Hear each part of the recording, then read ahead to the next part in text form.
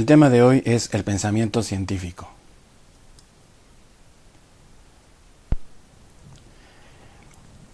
El pensamiento científico, tal como lo entendemos hoy, no ha sido igual a lo largo de la historia de la humanidad.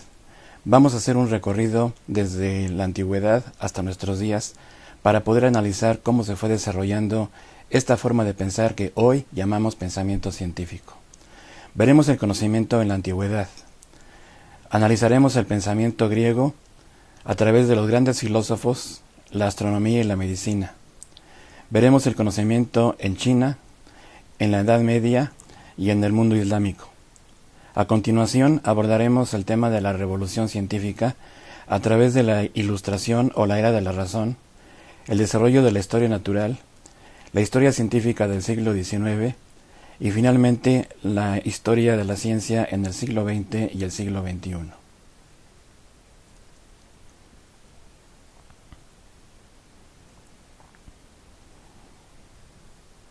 Este papiro de la cultura egipcia data del año 1000 antes de la era cristiana.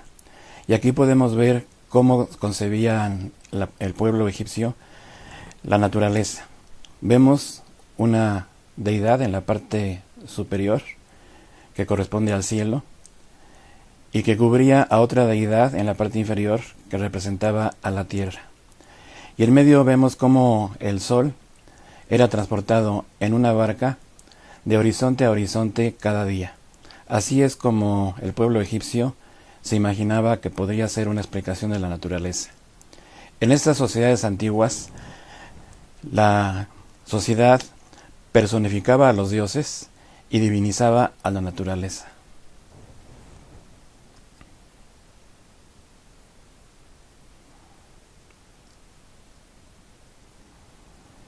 La astronomía comenzó en Mesopotamia entre el siglo VIII y el siglo VII antes de la era cristiana, y se distinguía por tres motivos. En primer lugar, tenía una función social. Los escribas en los templos interpretaban los significados de las observaciones astronómicas y daban mensajes a los reyes. Esto lo podemos ver en la primera fotografía, como un escriba se acerca al rey para darle el mensaje que aparentemente le daban los astros. En segundo lugar, los sacerdotes en los templos formaban parte de la burocracia y tenían a su cargo la astronomía. Y la tercera característica consiste en el hecho de que en Mesopotamia se tenía la tecnología para preservar los registros astronómicos en ladrillos de arcilla. Aquí podemos ver en la tercera fotografía una muestra de cómo estaban estos datos conservados mediante escritura hecha a base de rasgos que se hacían con una pajilla de bambú sobre un ladrillo de arcilla que posteriormente se horneaba para que quedara endurecido, y así se podía conservar durante mucho tiempo.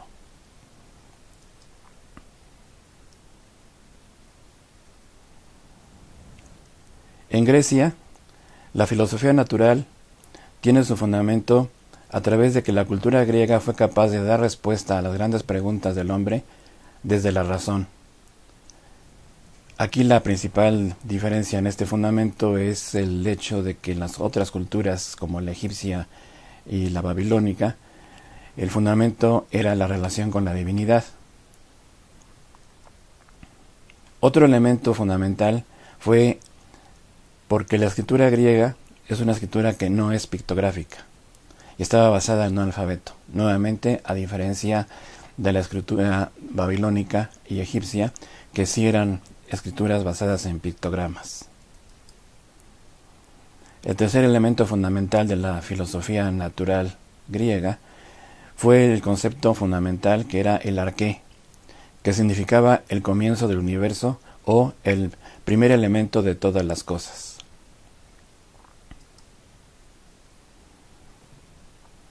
En el siglo VI antes de la era cristiana, Tales de Mileto había inventado la filosofía, que se basaba en la explicación racional, basada en la razón, la geometría, que provenía de un método deductivo, la lógica, y la astronomía, que estaba basada en la observación.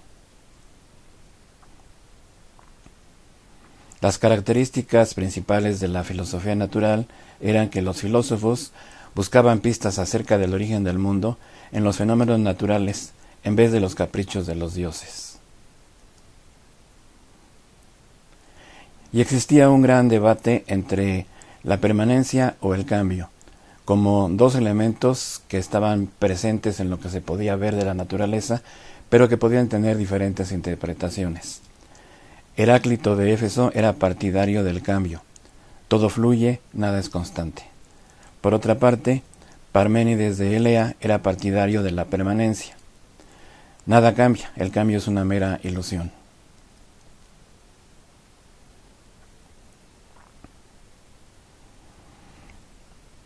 Así llegamos a un periodo que se conoce como la filosofía clásica, en la que son tres los principales filósofos que pertenecen a este periodo: Sócrates, Platón y Aristóteles. Sócrates escogió el camino de Parménides, pero no estaba totalmente satisfecho con las ideas de los naturalistas. Los naturalistas buscaban responder a la pregunta: ¿qué es la naturaleza y cuál es la realidad última de las cosas? Pero para Sócrates el problema que quería resolver era cuál es la naturaleza y la realidad del hombre y cuál es la esencia del hombre. Sócrates centraba su pensamiento en el hombre más que en la naturaleza. Los naturalistas se centraban en entender la naturaleza.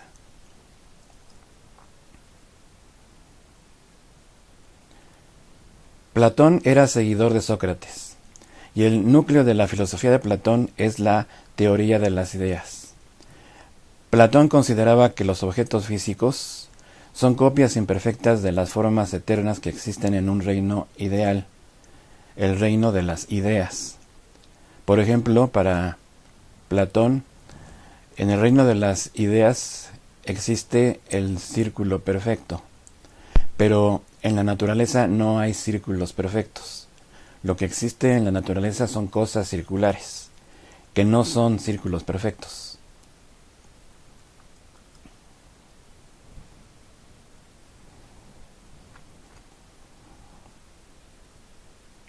Aristóteles estaba profundamente influenciado por su maestro, Platón, y Aristóteles clasificaba el conocimiento en tres tipos: la teoría, que busca la verdad, como por ejemplo las matemáticas y la física; la praxis o saber práctico, como por ejemplo la ética, la política, la economía, la retórica; y la polesis, que era un saber creador, como por ejemplo en el arte, la artesanía y la producción de bienes materiales.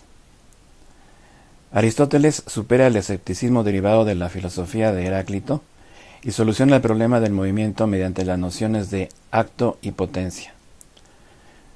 Para Aristóteles, el movimiento es el paso de la potencia al acto, no es un salto del no ser al ser.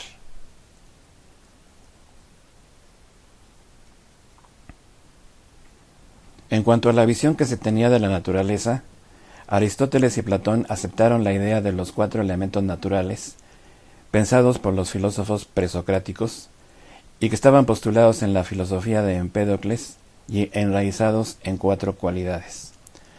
Estos 4 elementos eran el fuego, el aire, la tierra y el agua.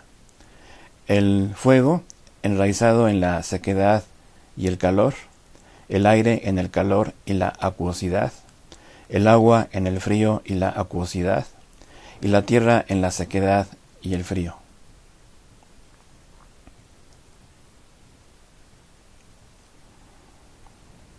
Uno de los problemas que ejemplifica cómo se pensaba científicamente fue el problema de la circunferencia de la Tierra.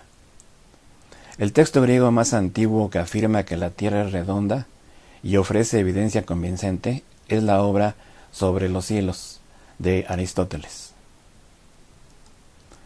Aristóteles deduce la esfericidad y la centralidad de la Tierra a partir de su teoría de movimientos naturales. Luego, señala que la sombra de la Tierra que se ve en la Luna durante un eclipse tiene forma circular. Y concluye diciendo que ciertos matemáticos midieron la circunferencia de la Tierra y obtuvieron como resultado 400.000 estadios, que resultaba equivalente a aproximadamente 74.000 kilómetros. Cabe mencionar que la medición más antigua de la circunferencia de la Tierra, de la que se tiene detalle, se debe a Eratóstenes en Alejandría, y obtuvo como resultado 252.000 estadios, que son equivalentes a 39.614 kilómetros, una cifra muy cercana al valor que se considera hoy en día como el valor más certero, 40.008 kilómetros. Y esto lo hacía Eratóstenes en la ciudad de Alejandría, con elementos tan simples como varas para medir distancias y algunos instrumentos para medir ángulos.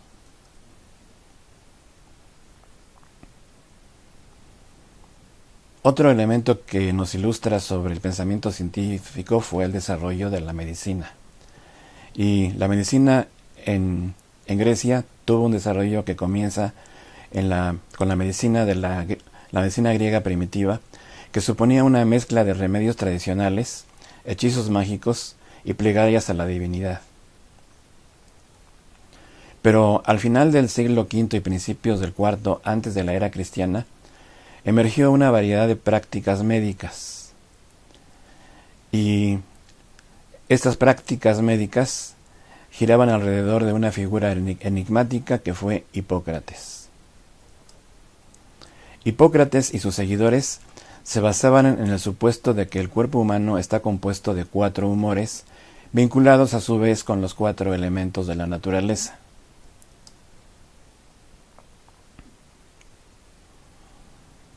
Según la teoría de los humores de Hipócrates, estos 4 humores eran la bilis amarilla, la sangre, la bilis negra y la flema, vinculados a los elementos tal como se ve en esta figura. La bilis amarilla vinculada con el fuego, la sangre con el aire, la bilis negra con la tierra y la flema con el agua.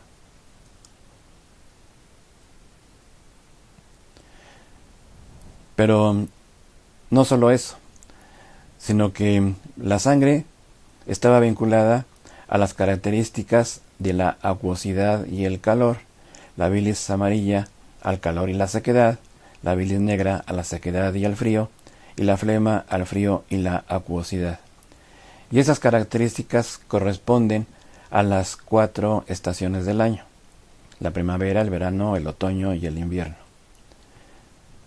La interpretación que se daba es que en el cuerpo humano existían los 4 humores, pero que uno de ellos era el más importante en cada una de las estaciones. Y no solo eso, sino que estos humores también definían el temperamento. Y así, la sangre definía el temperamento sanguíneo, que denotaba a las personas alegres y optimistas con tendencia a expresar su cariño por los demás. La bilis amarilla se vinculaba con el temperamento colérico, que se expresa en personas apasionadas, de enfado fácil y con una gran energía. La bilis negra, vinculada al otoño y ligada con el temperamento melancólico, que estaba asociado con la tristeza, la sensibilidad artística y la facilidad para conmoverse. Y por último, la flema, que definía un temperamento flemático asociado a personas frías y racionales.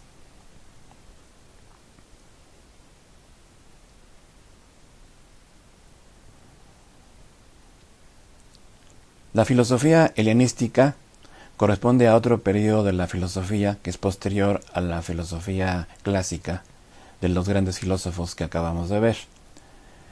Y aunque la filosofía helenística se encontraba en todo el territorio de Grecia, es particularmente interesante qué es lo que ocurría en Alejandría. Entonces veamos esto con detalle. En el año 332 antes de la era cristiana, Egipto estaba bajo el dominio persa. Ese mismo año, Alejandro Magno entró triunfante en Egipto como vencedor del rey persa Darío III, y los egipcios lo aceptaron, lo aclamaron como libertador y lo proclamaron faraón. Además, en Egipto había desde mucho tiempo atrás una gran cantidad de colonias griegas, y por este motivo los griegos no eran considerados extranjeros en Egipto. En abril de 331 antes de la era cristiana, Alejandro Magno fundó la ciudad que llevaría su nombre en un lugar del delta del río Nilo, que era un lugar privilegiado sobre todo para el comercio. Sin embargo, Ptolomeo I fue el general griego que gobernó Egipto entre 323 y 282 antes de la era cristiana. Esto es debido a que en 323 muere Alejandro Magno y queda como gobernador de Egipto Ptolomeo I, quien mandó construir el gran palacio que serviría de alojamiento a toda la dinastía ptolemaica. Su hijo, Ptolomeo II, fue el impulsor y creador del edificio que se levantó al otro lado del jardín del Gran Palacio, y que desde entonces fue conocido con el nombre de Museo. Le llamaron así por respeto a la sabiduría, porque lo consideraron como un santuario consagrado a las musas, que eran las diosas de las artes y de las ciencias. Se consideraba como el establecimiento científico más antiguo del mundo, y que sería más o menos el equivalente de una universidad moderna.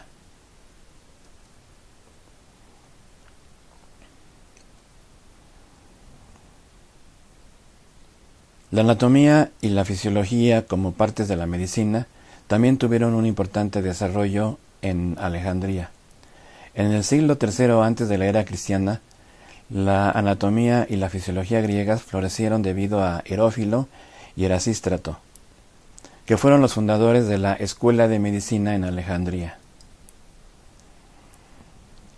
Herófilo fue el primero en hacer disecciones anatómicas de cuerpos humanos y practicó la vivisección, que son las disecciones en cuerpos humanos pero vivos, y esto se hacía en criminales y esclavos condenados a muerte que hacía salir de prisión por órdenes de los reyes de Egipto. En Egipto estaba permitido este tipo de práctica si el rey lo aceptaba, pero en otras partes de Grecia y en otros imperios no estaba permitida la vivisección. Y Erasístrato se considera que tuvo un papel primordial porque estudió la sangre en el cuerpo humano. Él pudo llegar a descubrir que la circulación sanguínea se daba por el corazón, que era el centro de una red de arterias y venas. Por otra parte, la anatomía y la fisiología en Roma también tuvo su avance. Uno de ellos es el hecho de que en Pompeya se desarrollaron muchos instrumentos médicos muy similares a los instrumentos médicos modernos. Y además, Galeno fue una figura muy importante, fue un médico griego en el Imperio Romano, que estudió en Alejandría, en Egipto, pero vivió en Roma a partir del año 162. Entre las grandes aportaciones de Galeno encontramos las siguientes. Demostró cómo diversos músculos son controlados por la médula espinal. Identificó 7 pares de nervios craneales. Demostró que es el cerebro el órgano encargado de controlar la voz. Demostró las funciones del riñón y la vejiga. Demostró que por las arterias circula sangre y no aire, como pensaban Erasístrato y Herófilo. Descubrió diferencias estructurales entre venas y arterias. Describió las válvulas del corazón. Describió diversas enfermedades infecciosas. Y dio gran importancia a los métodos de conservación y la preparación de fármacos.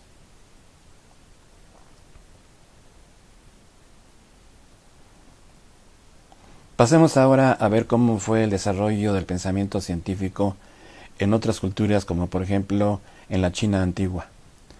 En China, el periodo entre el siglo V y el siglo II antes de la era cristiana fue crucial para la formación del conocimiento científico y sus aplicaciones en la naturaleza y en la sociedad humana. Dos ideas subyacen en el pensamiento chino. El Qi es la fuerza vital de todas las cosas en todo lugar.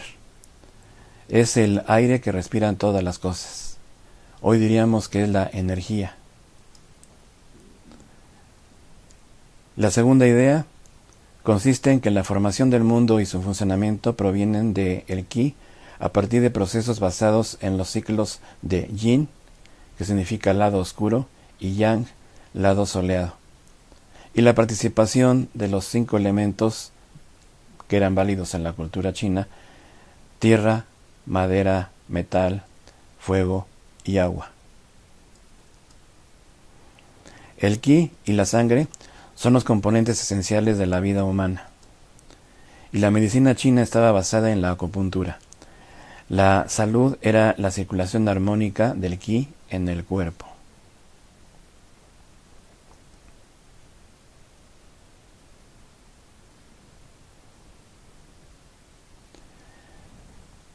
Durante la Edad Media y sobre todo debido a la presencia del cristianismo durante todo este periodo, una de las características importantes de la ciencia del siglo V al X es su carácter autoritario, que contrasta con la tradición aristotélica de demostrar efectos a través de sus causas. Entre los siglos XI y XIII, la tensión entre fe, centrado en la teología, y la razón, que centraba la ciencia, va en aumento. Hasta antes del siglo XII, los centros educativos eran las escuelas monásticas en los monasterios, episcopales en las catedrales y palatinas en los palacios. Pero a partir del siglo XII se desarrollaron las nuevas instituciones educativas, las universidades. Por otro lado, los viajes de descubrimiento de los siglos XV y XVI, basta recordar el descubrimiento de América en 1492, y el redescubrimiento de las filosofías alternativas similares a la de Aristóteles, condujeron cada vez más al rechazo de la autoridad humana como fuente válida de conocimiento.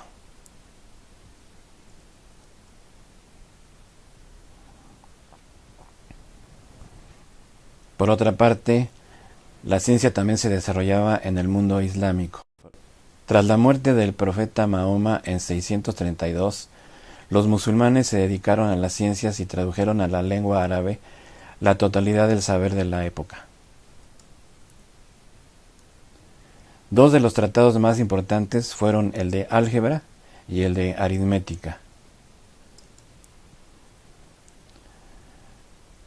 Abu Ali al-Hasan es considerado el padre de la óptica y es un gran referente como pionero de la física experimental. Entre otras cosas, enunció la teoría de que un rayo luminoso, al pasar a través de un medio homogéneo, toma el camino más fácil y rápido, una teoría que sería desarrollada hasta el siglo XVII por Pierre de Fermat en Francia. Entre los siglos VIII y XV, la astrología era la ciencia cotidiana para planificar cada día, y estaba auxiliada de la astronomía, la geometría, la aritmética y la filosofía natural.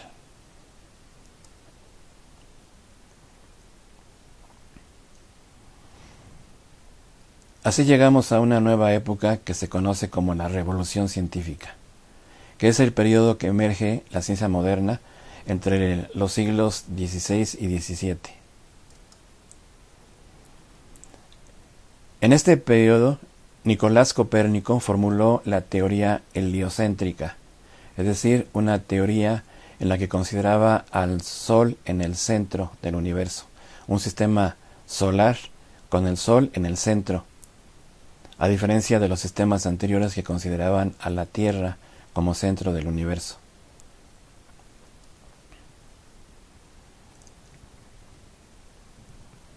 En esta ilustración podemos ver un esquema del sistema heliocéntrico de Copérnico. Vemos efectivamente al Sol en el centro, alrededor del Sol una primera órbita que correspondía al planeta Mercurio, después una segunda órbita para el planeta Venus, en tercer lugar a la Tierra en su órbita y con la Luna girando alrededor de la Tierra. A continuación, en cuarto lugar, en la banda que se ve más hacia tono naranja, Marte. Después la órbita de Júpiter, en la que ya en esta ilustración se muestran los 4 satélites de Júpiter que descubriría posteriormente a Copérnico el astrónomo Galileo. Después vemos la órbita de Saturno y finalmente las constelaciones como representativas de la bóveda celeste más externa en la que se encontraban todas las estrellas fijas en el firmamento.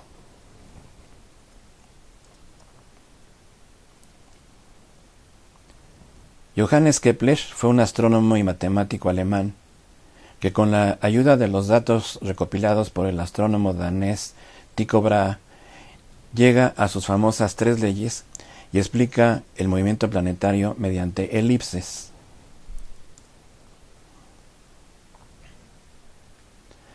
En esta ilustración podemos ver el castillo de las estrellas de Tycho Brahe en la isla de Ven, una isla que se encuentra en el estrecho que separa Dinamarca y Suecia.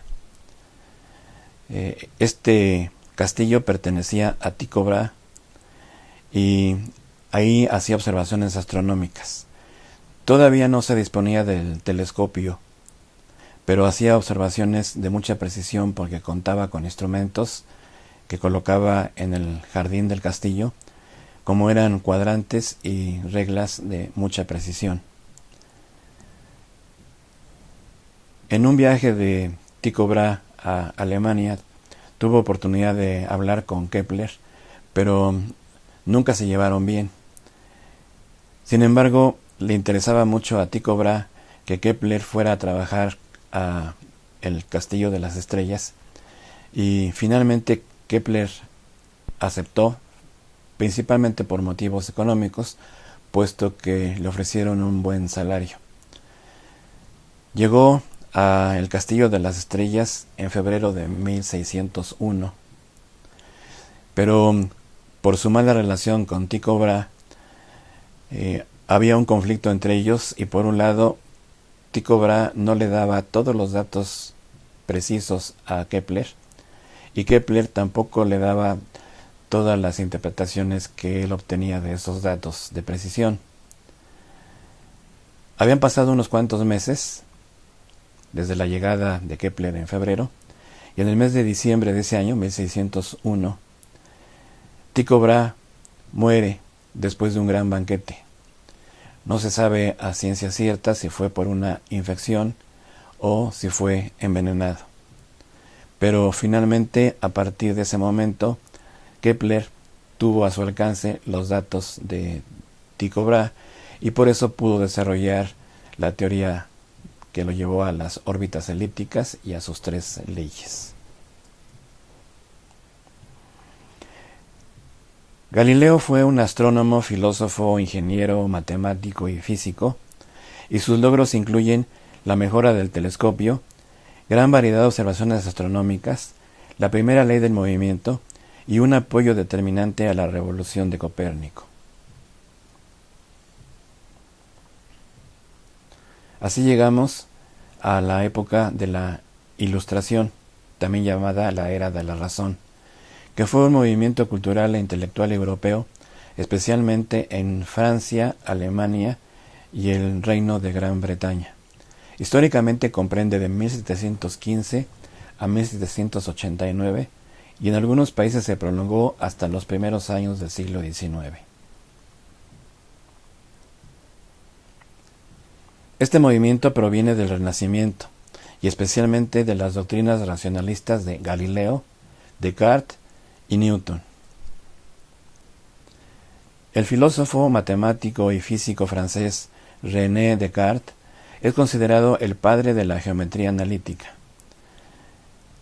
Descartes hizo una combinación del álgebra con la geometría y así llegó a una nueva herramienta matemática que es la geometría analítica y que fue el sustento para que otros científicos pudieran hacer sus propios desarrollos en otras aplicaciones, como fue el caso del propio Newton. Isaac Newton fue un físico, filósofo, inventor, alquimista y matemático inglés. Comparte el crédito con Leibniz por el desarrollo del cálculo diferencial e integral que utilizó para formular sus leyes de la física y la astronomía. No le era suficiente la geometría analítica desarrollada por Descartes, y Newton desarrolló una nueva herramienta que fue el cálculo diferencial e integral. Pero al mismo tiempo, en Alemania, Leibniz había desarrollado el cálculo diferencial e integral. Sin embargo, no conocían recíprocamente los desarrollos de uno y de otro. Newton escondió durante mucho tiempo el desarrollo del cálculo porque estaba más interesado en aplicarlo a la física que como herramienta matemática. Pero finalmente, cuando se encontró ese desarrollo, se vio que corresponde a las mismas fechas en los dos grandes matemáticos y científicos de esta época, Newton y Leibniz.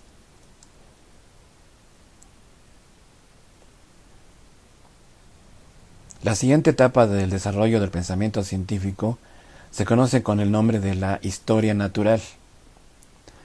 Hasta el Renacimiento, todo el saber que no fuera técnico o artístico se situaba en el ámbito de la filosofía.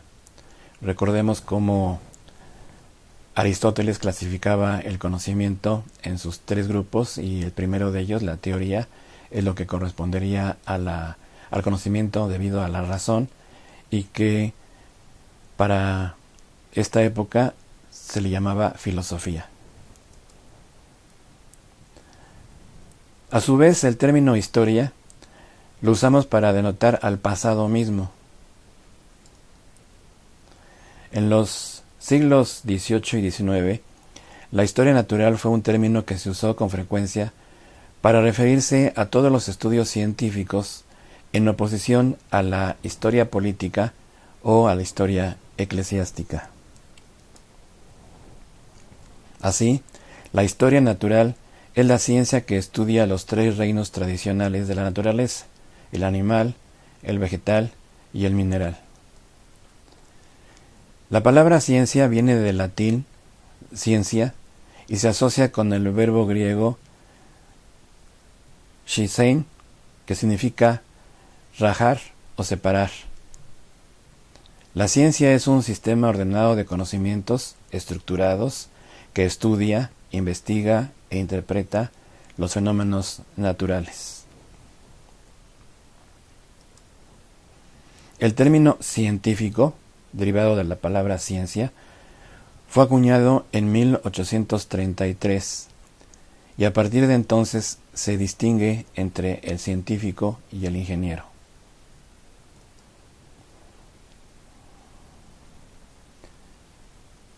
La Real Sociedad de Londres para el Avance de la Ciencia Natural, en inglés y en forma breve la Royal Society, es una sociedad científica muy antigua que se desarrolló en la Gran Bretaña.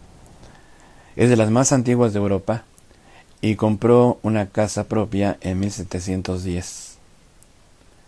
Es importante este hecho porque esta sociedad científica fue de las primeras de los tiempos modernos en tener una semejanza de lo que fue el museo en la ciudad de Alejandría, un lugar en donde los científicos pudieran reunirse para desarrollar su trabajo intelectual.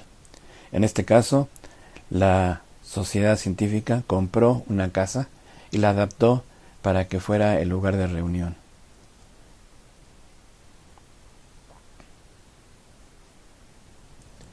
Como un ejemplo de la forma en que se desarrollaba tanto la ciencia como la ingeniería en el siglo XIX, fue el desarrollo de la máquina de vapor. Aquí podemos ver en esta tabla, del lado izquierdo, cómo se desarrolló el estudio teórico del calor y su conversión en trabajo. y en forma más o menos paralela del lado derecho cómo se iba desarrollando la máquina de vapor, o mejor dicho, las máquinas de vapor, puesto que se fueron perfeccionando en diferentes modelos.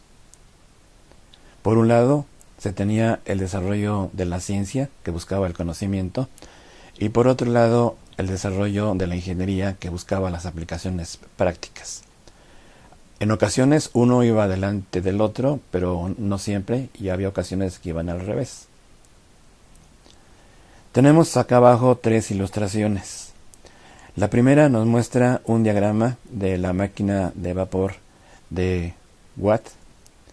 La segunda es la máquina de Stephenson, en la que ya se cuenta con 2 bielas, una a cada lado de la caldera, y que al estar montada sobre ruedas que podían rodar sobre rieles, constituye la primera locomotora que dio lugar a todo el desarrollo del ferrocarril como medio de transporte.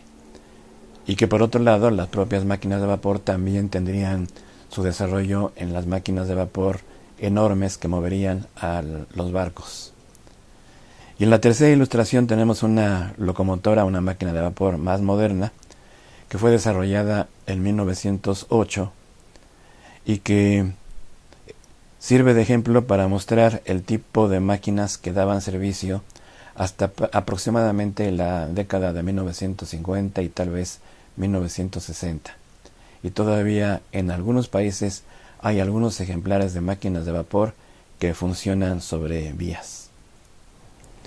En el diagrama del lado izquierdo podemos ver una animación con el funcionamiento de la máquina de Watt.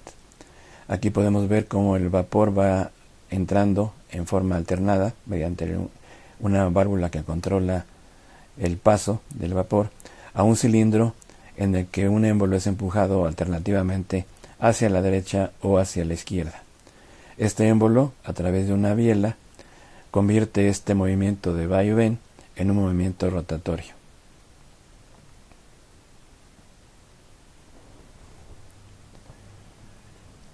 Cabe mencionar que así como se tiene este desarrollo de la máquina de vapor, la electricidad y el magnetismo también tuvieron desarrollos parecidos, es decir, un desarrollo teórico simultáneo a un desarrollo práctico de la ingeniería.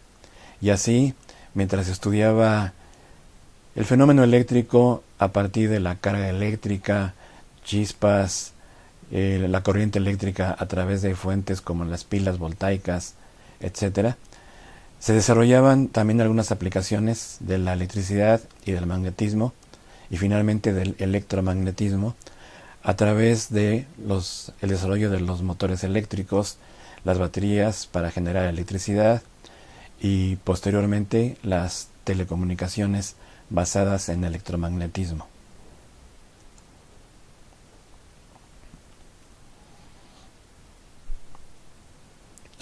Aquí podemos ver con estas ilustraciones cómo se vivía el entorno de la ciencia y de la técnica en diferentes momentos. Tenemos la biblioteca de la Royal Society, que había sido fundada en 1660, una casa lujosa en donde aquí en esta biblioteca pues los científicos durante mucho tiempo han tenido posibilidad de acudir a consultas de referencias en libros y desde luego hoy en día las consultas por internet. Abajo vemos la Academia de Ciencias de Berlín, que fue fundada por Leibniz en 1700. En el lado derecho arriba tenemos una ilustración que nos muestra la Gran Exposición de París en 1889 con motivo del centenario de la Revolución Francesa. Ahí se inauguró la Torre Eiffel, que era la puerta de entrada a todo el patio de exhibiciones, que era tan grande que ahí se podían mostrar máquinas de vapor enormes para aplicaciones industriales, locomotoras e inclusive algunas embarcaciones movidas a vapor. Y abajo a la derecha podemos ver una ilustración del Instituto Politécnico Real en Londres, en donde el público londinense podía acudir a ver experimentos e inventos. En esta época de finales del siglo XIX, se tenía como una posibilidad más que la comunidad científica utilizaba los teatros de las grandes ciudades para mostrarle al público avances científicos, sobre todo experimentos que muchas veces eran espectaculares.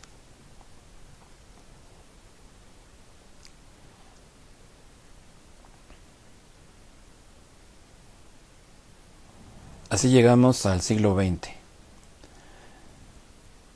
El siglo XX comienza con cambios muy importantes, como fue, por ejemplo, la teoría de la relatividad de Einstein, que causó mucho revuelo, la física atómica, con la participación de varios científicos como Thomson, Rutherford, Bohr, Sommerfeld, Schrödinger, el estudio de la expansión del universo, por un lado en el aspecto teórico con las teorías de Einstein y por otro lado en el aspecto práctico observacional con Hubble, que a partir de 1922 muestra con claridad que el universo es muchísimo más grande de lo que se pensaba.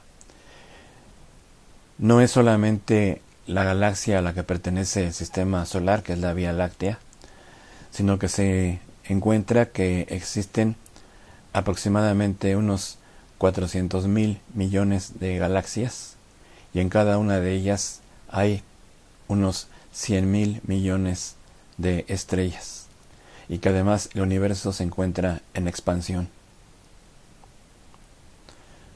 Por otro lado, derivado de los avances del electromagnetismo, se desarrolla la electrónica y dentro de ella las válvulas electrónicas que permitieron las telecomunicaciones como la radio y después la televisión, los semiconductores y los circuitos integrados, y que también en su momento fueron los elementos básicos para el desarrollo de las computadoras y a partir de ahí de la informática. También se desarrolló en el siglo XX la fisión nuclear, que permitió la construcción tanto de bombas atómicas como de reactores nucleares como generadores de energía para el consumo de las diferentes sociedades. Se estudiaron las partículas elementales, se estudió la estructura del ADN y uno de los proyectos más importantes de los últimos años del siglo XX fue el estudio del genoma, sobre todo del genoma humano. En el lado derecho podemos ver arriba la fotografía de el propio Thomson en su laboratorio haciendo experimentos para entender la estructura atómica. En la fotografía de la parte central vemos a un científico en un laboratorio moderno con equipos mucho más avanzados haciendo algún experimento. Y en la tercera fotografía vemos un laboratorio en donde la parte de las mediciones se encuentra del lado izquierdo y luego en el lado derecho hay una serie de aparatos conectados a computadoras en donde se podían programar todos los cambios de los parámetros del experimento para que en forma automática las computadoras tomaran las muestras. Pero vale la pena reflexionar sobre el hecho de que en los diferentes momentos, desde principios del siglo XX hasta el final, los desarrollos científicos se hacían básicamente en solitario. Es un científico haciendo sus experimentos en un laboratorio. Así llegamos a la ciencia del siglo XXI, en donde ahora ya no es como antes simplemente el estudio de las ciencias naturales, física, química y biología, sino que se han desarrollado múltiples ciencias como la nanotecnología, el estudio de los nanomateriales, la genómica, la epigenómica, las neurociencias, la astrofísica, la inteligencia artificial, la robótica, la medicina personalizada, la biología de sistemas. Y esta lista no es exhaustiva. Podría haber muchos más nombres de ciencias nuevas que han surgido y que actualmente son vigentes. Ahora bien, también los laboratorios han cambiado. En el siglo XXI ya no tenemos prácticamente experimentos a título personal. Por ejemplo, en los laboratorios de nanotecnología trabajan grupos de científicos con equipos muy elaborados y que tienen que hacer trabajo colaborativo.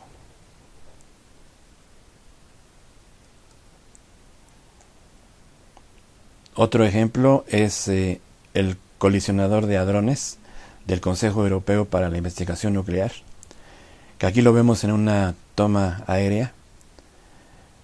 Lo vemos marcado por este círculo porque el colisionador de hadrones es en realidad un tubo de forma circular que tiene 27 kilómetros de largo y se encuentra ubicado en la frontera entre Suiza y Francia. Y a través de este tubo se hacen viajar partículas a muy alta energía para hacerlas chocar entre ellas y que como producto de la colisión se produzcan fragmentos que se estudian y que nos dan información sobre muchas cosas, desde la estructura nuclear al interior de los átomos hasta la estructura del universo. Pero vale la pena reflexionar sobre el tamaño del laboratorio. Otro ejemplo de laboratorio contemporáneo es la Estación Espacial Internacional. Actualmente en este proyecto trabajan 16 países. Este gran laboratorio se encuentra en órbita, girando alrededor de la Tierra, más o menos a una altura de 400 kilómetros, y da una vuelta a la Tierra cada hora y media. En este laboratorio permanentemente hay alguna tripulación de un máximo de 6 científicos y que se van rotando, tienen una permanencia en el espacio y mediante transbordadores espaciales pueden subir o bajar y pueden tener estancias de semanas o hasta meses en esta órbita. Este es otro ejemplo de los grandes laboratorios que hay hoy en día. Y desde luego vale la pena insistir en la idea de que los trabajos ya no son trabajos individuales. La ciencia avanza gracias también a las redes a través de Internet. La comunicación entre científicos se hace por Internet, se comunican datos y todos los días se van elaborando modificaciones a un enorme grupo de teorías científicas. Así es el desarrollo de la ciencia hoy en día, siglo XXI. Muchas gracias por su atención.